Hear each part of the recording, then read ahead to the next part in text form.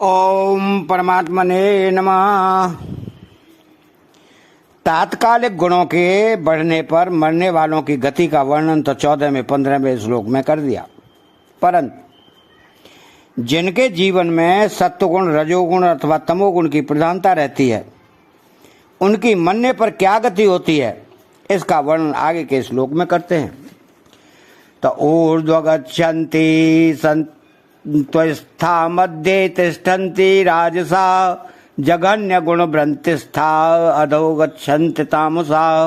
अर्थात ऊर्ध्वगच्छन्ति सत्वस्था, जिनके जीवन में सत्वगुण की प्रधानता रही है और उसके कारण जिन्होंने भोगों से संयम किया है, तीर्थ व्रत दान आदि शुभ कर्म किए हैं, दूसरों के सुख आराम के लिए प्याऊ अन्न क्षेत्र आदि चलाए हैं, सड़कें बनवाई हैं, पशु पक्षियों की सुख सुविधा के लिए पेड़ पौधे लगाए हैं, गौशालाएं बनवाई हैं, उन मनुष्यों को यहाँ सत्व स्थिता कहा गया है। जब सत्वगुण की प्रधानता में ही ऐसे मनुष्यों का शरीर छूट जाता है, तब वे सत्वगुण का संग होने से, सत्वगुण में आसक्ति होने से स्वर्ग आदि ऊंचे लोकों में चले जाते हैं। उन लोकों का वर्णन इसी अध्याय के 14वें श्लोक में उत्तम विदाम अमलान लोकान पदों से किया गया है। ऊर्ध्व लोकों में जाने वाले मनुष्यों को तेजस तत्व प्रधान शरीर की प्राप्ति होती है। मध्य तिष्ठन्ति राजसा, जिन मनुष्यों के जीवन में रजोगुण की प्रधानता होती है और उसके कारण जो शास्त्र की मर्यादा में रहते हुए ही संग्रह करना और भोग भोगना, ऐश आराम करना, पदार्थों में ममता आसक्ति रखना आदि में लगे रहते हैं, उनको यहाँ राजसा कहा गया है। जब रजोगुण की प्रधानता में ही अर्थात रजोगुण के कार्यों के चिंतन में ही ऐसे मनुष्यों का शरीर छूट जाता है, तब वे पुनः इस मृत्यु लोक में ही जन्म लेते हैं। यहाँ उनको पृथ्वी तत्व प्रधान मनुष्य शरीर की प्राप्ति होती है।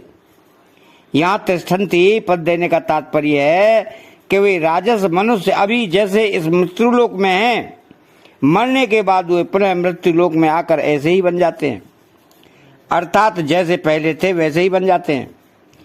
वे अशुद्ध आचरण नहीं करते, शास्त्र की मर्यादा भंग नहीं करते, प्रत्युत शास्त्र की मर्यादा में ही रहते हैं और शुद्ध आचरण करते हैं, परंतु पदार्थों, व्यक्तियों आदि में राग, आसक्ति, ममता रहने के कारण वे पुनः मृत्यु लोक में ही जन्म लेते हैं।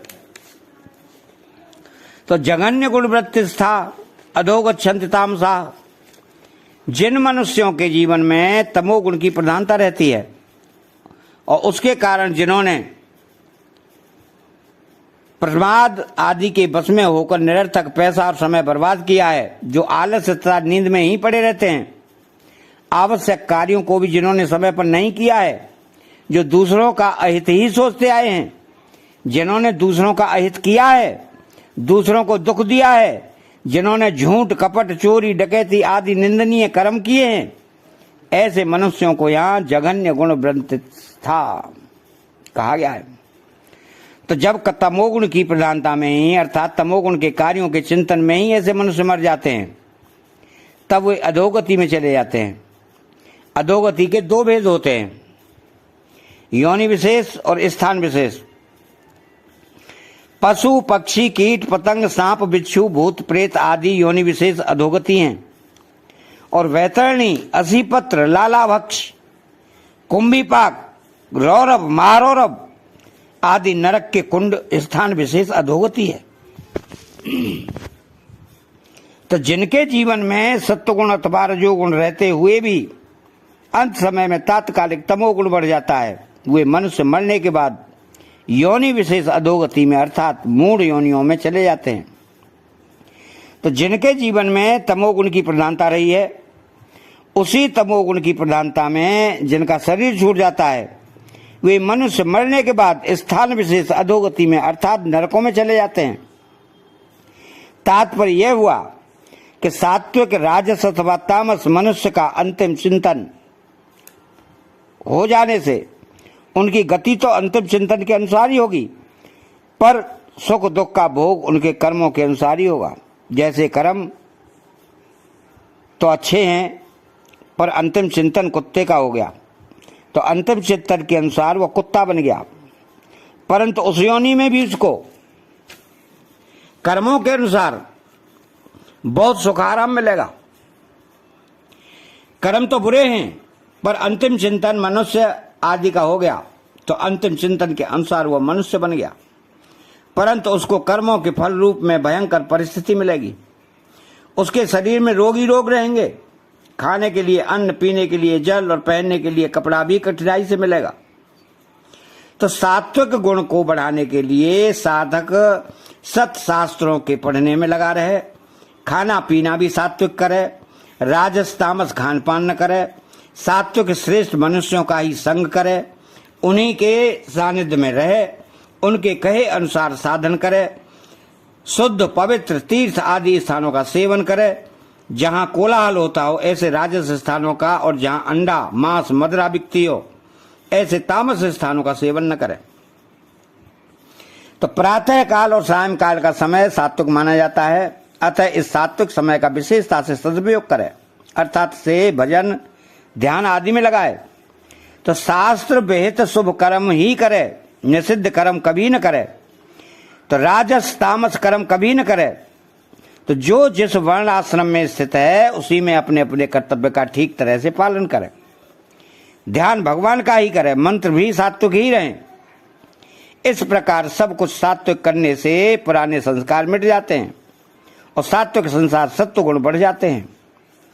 तो श्रीमद् भागवत में गुणों को बढ़ाने वाले 10 हेतु बताए गए हैं कि आगमो अपह प्रजा देश कालः कर्म च जन्म च ध्यानम मंत्रो अथ संस्कारो दशैते गुण हो तब।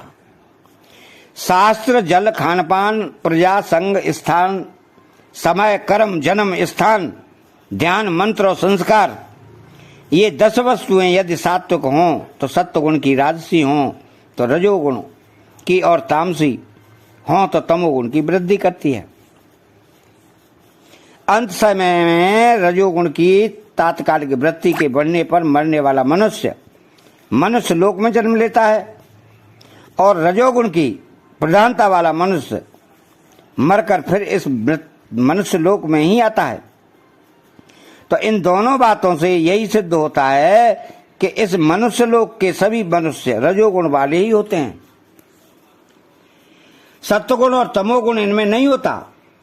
अगर वास्तव में ऐसी ही बात है तो फिर सत्वगुण की तात्कालिक वृत्ति के बढ़ने पर मरने वाला और सत्वगुण में स्थित रहने वाला मनुष्य ऊंचे लोकों में जाता है, तथा तमोगुण की तात्कालिक वृत्ति के बढ़ने पर मरने वाला और तमोगुण में स्थित रहने वाला मनुष्य अधोगति में जाता है।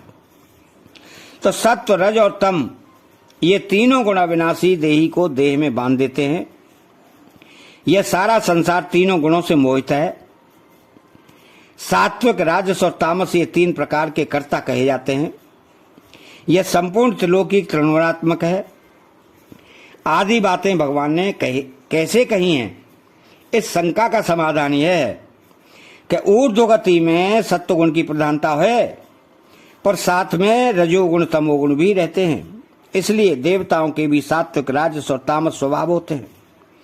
अतः सत्वगुण की प्रधानता होने पर भी उसमें अवान्तर भेद रहते हैं। ऐसे ही मध्य गति में रजोगुण की प्रधानता होने पर भी साथ में सत्वगुण तमोगुण रहते हैं। इसलिए मनुष्यों के भी सात्विक राजस और तामस स्वभाव होते हैं। तो अधोगति में तमोगुण की प्रधानता है, पर साथ में सत्वगुण रजोगुण भी रहते हैं। इसलिए पशु पक्षी आदि में तथा भूत प्रेत गुह्यक आदि में और नरकों के प्राणियों में भी भिन्न भिन्न स्वभाव होता है। कई सौम्य स्वभाव के होते हैं, कई मध्यम स्वभाव के होते हैं और कई क्रूर स्वभाव के होते हैं। तात्पर्य है कि जहां किसी भी गुण के साथ संबंध वहां तीनों गुण रहेंगे ही। इसलिए भगवान ने कहा है कि त्रिलोकी में ऐसा कोई भी प्राणी नहीं है जो तीनों गुणों से रहित हो। ऊर्ध्वगति में सत्वगुण की प्रधानता, रजोगुण की गौणता और तमोगुण की अत्यंत गौणता रहती है। तो मध्य गति में रजोगुण की प्रधानता, सत्वगुण की गौणता, तमोगुण की अत्यंत गौणता रहती है। अधोगति में तमोगुण की प्रधानता, रजोगुण की गौणता और सत्वगुण की अत्यंत गौणता रहती है। तात्पर्य है कि सत्व, रज और तम तीनों गुणों की प्रधानता वालों में भी अधिक, मध्यम और कनिष्ठ मात्रा में प्रत्येक गुण रहता है। इस तरह गुणों के सैकड़ों, हजारों सूक्ष्म भेद हो जाते हैं। अतः गुणों के तारतम्य से प्रत्येक प्राणी का अलग अलग स्वभाव होता है।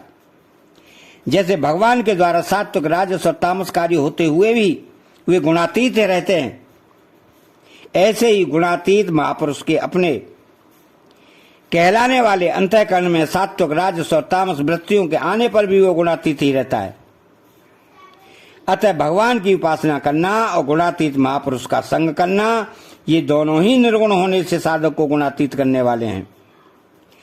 तो तमोगुण थोड़ा बढ़ने पर मनुष्य मूढ़ योनियों में जाता है और ज्यादा बढ़ने पर नरकों में जाता है। बस यही इस अध्याय का सार है। अतः चैनल को सब्सक्राइब करें, बेल आइकन घंटी को दबाएं और कमेंट बॉक्स में जय श्री कृष्णा लिखें। बोलो जय श्री कृष्णा।